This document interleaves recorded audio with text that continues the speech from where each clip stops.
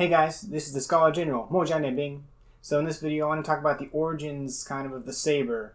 Now, a while ago I made a video about the origins of the Chinese Dao and why it's curved, right? And this is a Scott Rodale cutting Dao.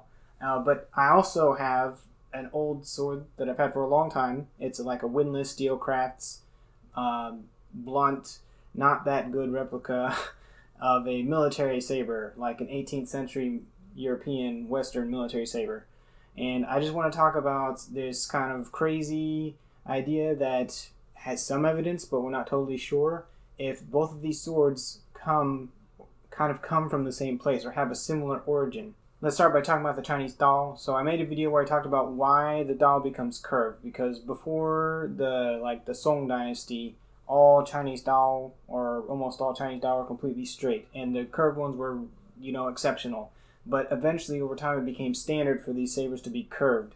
And that occurred mostly during the Liao dynasty, or contemporary to the Song dynasty. And what it was influenced from the steppe. Now, the Khitans of the Liao dynasty, the rulers of the Liao, were from the steppe themselves, and they received that influence from their Turkic neighbors, basically.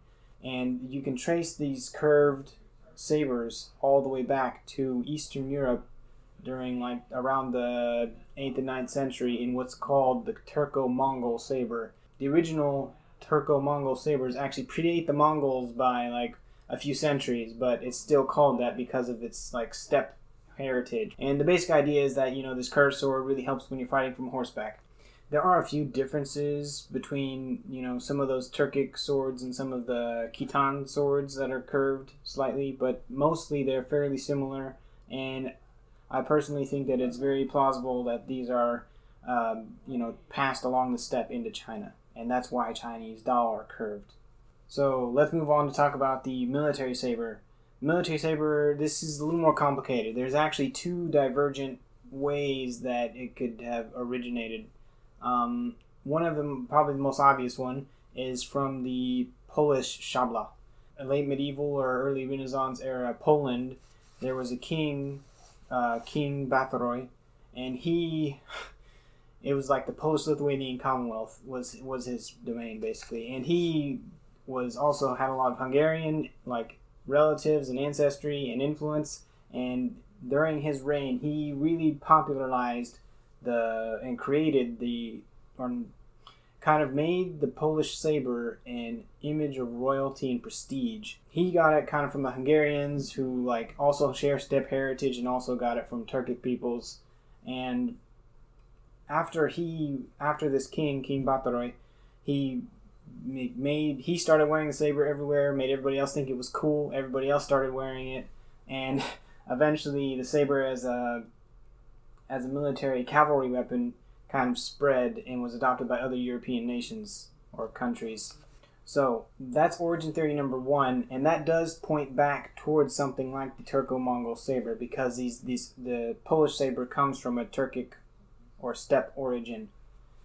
So the second form of origin of the military saber actually traces its path back through the cutlass and shorter weapons. So you go to a cutlass, which comes from a hanger or a dusak, and back to a messer. I'm saying a bunch of swords here, but basically all of these are really similar, slightly curved, short, choppy, one-handed cutting weapons. So you can go all the way back to the medieval messer, the high Middle Ages German messer, and that actually is related to the falchion, which is a 13th or 13th, 14th century French origin as far as we know.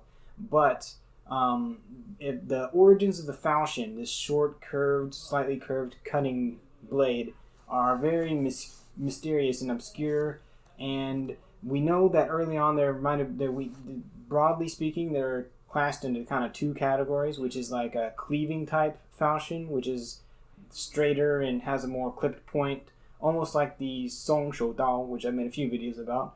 And then also the other type is called a cusp falchion, and this kind has this curve to it and everything. And the granddaddy of studying medieval swords, Ewart Oakeshott, who's famous for making the typology that most people use nowadays, he actually suspected or postulated that the falchion may have also been influenced by the Turco-Mongol saber. These two swords, who are from opposite ends of Eurasia, may have actually had, they may have been kind of cousins, not direct ancestors, because Dao existed in China before they were curved, and the saber has a long, complicated history too, and we're not totally sure if these curved swords come from the Turco-Mongol saber, but it's a possibility, and there's some evidence there that suggests it, even though it's not certain evidence, it's not definitive.